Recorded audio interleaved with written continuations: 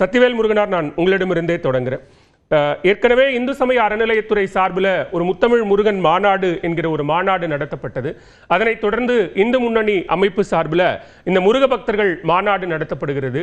திமுக நடத்தினால் அது அரசு நடத்தினால் அது பக்தி மாநாடு, இந்து முன்னணி அமைப்பு நடத்தினால் அது அரசியல் மாநாடா என கேள்வி எழுப்புகிறார்கள். முருகன் அனைவருக்கும் பொதுவானவர். எந்த இடத்துல சிக்கல் எழுதுறதா நீங்க பாக்குறீங்க?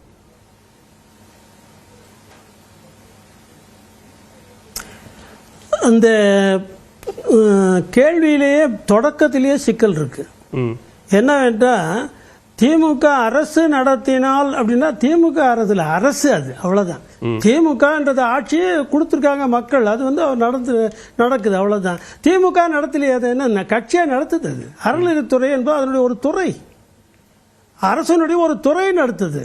அறநிலையத்துறை அதனுடைய ரெஸ்பான்சிபிலிட்டி அதுதான். அந்த ரெஸ்பான்சிபிலிட்டி அது பண்ணுது. அது இன்னும் அவங்க பண்ணாங்கன்னா அது திமுக பண்ணான்னு என்று அதை மாற்றுவதே ஒரு பெரிய மோசடி. திமுக பண்ணல, அது அறநிலையத்துறை பண்ணதுன்னு எல்லாருக்குமே தெரியும். ஆக அந்த கேள்வி அடிப்படையே தவறா போயிடுது. ஆகவே அது அந்த கேள்வியை விட்டுட்டு நம்ம மேற்கொண்டு செல்லலாம். சரி, முருகன் அனைவருக்கும் பொதுவானவர். இப்ப இந்து முன்னணி அமைப்போ அல்லது பாஜகவோ இணைந்து இந்த முருகன் மாநாட்டை, பக்தர்கள் மாநாட்டை நடத்துவதில் நிறைய தடை ஏற்படுத்த முயற்சித்தாங்க.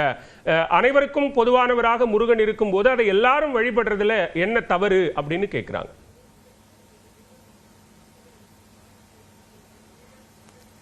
இதுவும் மறுபடியும் அதாவது ஏதோ ஒன்றை அவர்கள் வந்து எடுத்து சொல்லி மாற்றி அமைக்கணும்னு பார்க்குறாங்களே தவிர உண்மை அதுவல்ல. எல்லாருக்கும் தான் பொதுவாக இருக்குது. இப்போ யாராவது உள்ளே போகாதுன்னு சொல்லி நிறுத்தினாங்களா? இப்போ ஏதாவது ஒரு தடை இருக்குதா? உள்ள மதுரையிலையோ இல்லை மற்ற கோயில்கள்லையோ, முருகன் கோயில்கள்லாம் 6 படை வீட்டுக்குள்ள நீங்களாம் போகவே கூடாதுன்னு யாராவது தடை போட்டாங்களா? அரசியல் ரீதியாக ஏதாவது தடை இருக்கா? சட்ட ரீதியாக ஏதாவது தடை இருக்கா? எதுவுமே இல்லை. எல்லாரும் போய் பார்க்கலாம். அது போய் ஏதோ இல்லாத ஒன்றை இவர்களாக கற்பித்துக் கொண்டு தடை இருப்பது போல சொல்லி நாங்கள் வந்து அதை மாற்றி அமைக்கிறோம் என்று சொல்லுவது என்பது ஒரு வேடிக்கையான ஒரு விவாதம். இன்றைய தீர்மானத்தில் அறநிலையத்துறை வசம் இருக்கக்கூடிய கோயில்களை எல்லாம் ஒரு சுதந்திர வாரியத்திடம் ஒப்படைக்க வேண்டும், அறநிலையத்துறையை வெளியேற்ற வேண்டும் அப்படிங்கிற ஒரு தீர்மானமும் அந்த 6 தீர்மானங்கள்ல ஒன்றாக இருக்கிறது. எப்படி பார்க்கிறீங்க?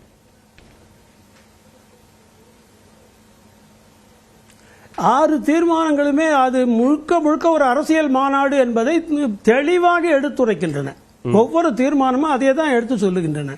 ஆனால் முதலிலே இவர் என்ன சொல்லலாம், இது அரசியல் மாநாடே அல்ல, இது முழுக்க ஆன்மீக மாநாடு. இத்தனையும் முருகன் சொல்றாரா இந்த தீர்மானத்தெல்லாம்? இல்ல முருகன் வழிமொழிக்கிறாரா? எப்படி அது சொல்றாங்க? முருகனுக்கு அதுக்கு என்ன சம்பந்தம்? இது முழுக்க உங்களுடைய அரசியல் பத்தி பேசியிருக்கீங்க. ஆக அது முதல்ல இருந்தே எல்லாரும் சொன்னது உண்மையாயிட்டா? இது அரசியல் மாநாடு தானே தவிர ஆன்மீக மாநாடு அல்ல என்று சொன்னதை அதுவே நிரூபிக்கிறது. உங்களுடைய 6 தீர்மானங்கள் அப்படியே தெளிவாக நிரூபிக்கின்றனவே. இது அரசியலுக்கானது அல்ல. இங்க இந்துக்களினுடைய உரிமைகளை மீட்டெடுக்க வேண்டிய ஒரு தேவை இருக்கு. இந்துக்களை பிரிவினைவாதத்திற்கு உட்படுத்துகிறார்கள், எனவே அவங்கள வந்து கன்சாலிடேட் பண்ணணும் அப்படிங்கிற அடிப்படையில் இது போன்ற மாநாடுகள் தேவைப்படுதுன்னு பேசுறாங்க மாநாட்டில் பேசிய தலைவர்கள். அதே தான் நான் மறுபடியும் சொல்றேங்க. இது அரசியலுக்காக அல்லன்னு சொல்லிட்டு ஆரம்பிக்கிறீங்க. ஆனா அடுத்தது இந்து மக்களுடைய இதெல்லாம் வந்து தடைப்படுது, அதை மீட்டெடுப்பதற்காக தான் நாங்க இப்படி வரணும். அது அரசியல் இல்லாம வேற என்னது? எனக்கு ஒன்றும் புரியலையே. அது அரசியல் தானே. இந்துக்களுடைய இதெல்லாம் எடுக்க வருகிறோம், மீட்டெடுக்க வருகிறோம் என்று சொல்லுவதே அரசியல் தானே. அப்ப நீங்க இது அரசியல் இல்லைன்னு ஆரம்பிக்கிறீங்க, ஆனா சொல்றது அத்தனையும் மாறா சொல்றீங்க. முதற்கட்ட கருத்தா எடுத்துக்கிறேன். அடுத்த சுற்றில் பேசலாம் திரு சத்திவேல் முருகனார். சூர்யா, இது ஆன்மீக மாநாடு, முருக பக்தர்கள் மாநாடு அப்படின்னு சொல்லப்பட்டு நடத்தப்பட்ட மாநாட்டில் முழுக்க அரசியல் தான் பேசப்பட்டிருக்கிறது, தீர்மானங்களும் அரசியலாகத்தான் இருக்கிறது, பேச்சும் அரசியலாகத்தான் இருக்கிறது அப்படின்னு சொல்றாங்க. 6 தீர்மானங்கள் நீங்களே படிச்சுங்க. அதுல வந்து இந்த 5வது தீர்மானம் இந்து வாக்கு வங்கியை நிரூபிக்க வேண்டும் அப்படின்றத தவிர்த்து மீதி 5 தீர்மானங்கள்ல என்ன அரசியல் இருக்குன்னு முதல்ல தெரியல. 2வது, இந்த 5ல் 4 விஷயங்கள் கடந்த 40 ஆண்டுகளாக இந்து முன்னணி ஆரம்பிக்கப்பட்ட காலத்திலிருந்து வைத்து கொண்டு இருக்கக்கூடிய ஒரு விஷயம். இப்போ இதெல்லாம் நீங்க ஏன் பண்றீங்க, முருகன் உங்களை வந்து கேட்டாரா, யார் கேட்டாங்க அப்படின்னு கேட்கக்கூடியவர்களுக்கு ஒரு சின்ன ரீகேப். இந்த வருடமே ஜனவரி பிப்ரவரி மாதங்களில் திருப்பரங்குன்றத்தில் நடந்த நிகழ்வுகள் ஒரு சாட்சி. இப்போ இந்த மாநாடு மதுரையில் நடப்பதற்கு திருப்பரங்குன்றத்தில் அந்த கந்தூரி கொடுப்போம் அப்படின்ற ஒரு புது பிரச்சனையை கிளப்பியதும் அதில் திமுக அரசும் திமுக என்ற கட்சியும் நடந்து கொண்ட விதம் இந்த மாநாட்டுக்கு ஒரு வித்தாக அமைந்தது அப்படின்னா அதில் எந்த மாற்று கருத்தும் கிடையாது. இப்போ அந்த மாதிரி அப்போ அங்கே என்ன நடந்துருச்சு அப்படின்னா, திமுக ஆளுகின்ற தமிழக அரசு ஒரு நிலைப்பாடு எடுக்குது, திமுக என்ற கட்சி ஒரு நிலைப்பாடு இருக்கிறது. திமுக என்ற கட்சி ஏன் அந்த நிலைப்பாடு இருக்கிறதுனா, காலம் தொட்டு வரக்கூடிய இந்து மத வெறுப்பு, இந்து மதத்தை தூற்றுவது, இது எல்லாமே அவர்கள் செஞ்ச விஷயங்கள் தான். உதாரணமாக முன்னாள் முதல்வர் ஐயா கருணாநிதி அவர்கள் சட்டசபையிலே கேட்குறாங்க, இந்து கோயில்களுக்கு இலவச மின்சாரம் வழங்கப்படுமா அப்படின்ற ஒரு கேள்வி ஒரு சட்டமன்ற உறுப்பினர் கேட்கும்போது திரு கருணாநிதி அவர்கள் பதில் சொன்னது என்னன்னா, இந்து தெய்வங்கள் பின்னால் ஒளிவட்டம் இருக்கிறதே, பிறகு எதற்கு இலவச மின்சாரம்? இதுதான் அவர் கேட்ட பதில்.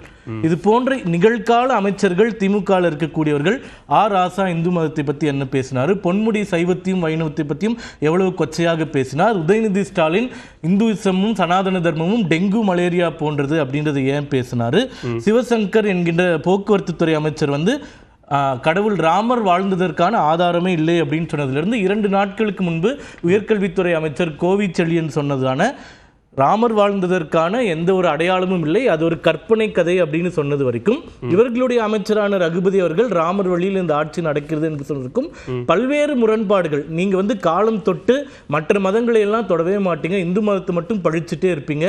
அந்த நிலைப்பாடை திருப்பரங்குன்றத்திலையும் நீங்க எடுக்கும்போது நாங்கள் பயந்துடுறோம். முதல் தீர்மானம் என்ன, அங்கே இது ஏற்றணும்னு சொல்கிறாங்க. என்ன ஏற்றணும்னு சொல்கிறாங்க, திருப்பரங்குன்றம் மலை மீது கார்த்திகை தீபம் ஏற்றணும். இதனுடைய வரலாறு ஐயா இவ்வளோ நேரம் பேசினார், அவருக்கு தெரியுமா? 1980கள் ஆரம்பத்தில் நீதிமன்ற தீர்ப்பு பெறப்பட்டு இருக்கின்றது.